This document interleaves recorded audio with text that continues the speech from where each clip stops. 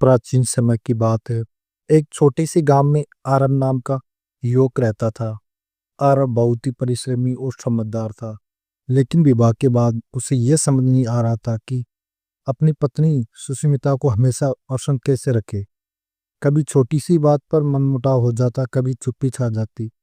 एक दिन वह उदास होकर अपने गुरु के पास पहुंचा। यह गुरु कोई साधारण व्यक्ति नहीं, बल्कि चाणक्य नीति का गहरा अध्ययन करने वाले विद्वान थे।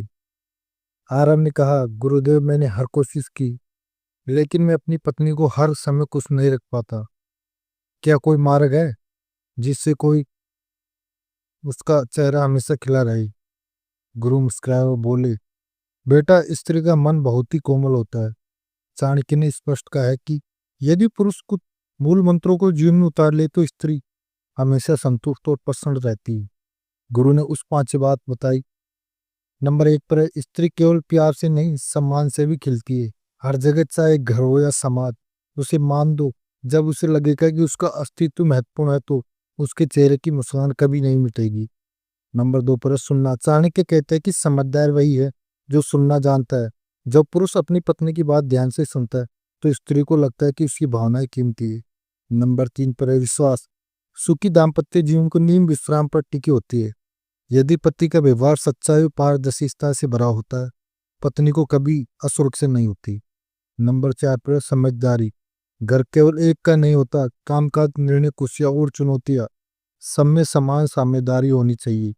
यह चाणक्य की नीति का सार है। नंबर 5 पर है, प्रेम और आभार।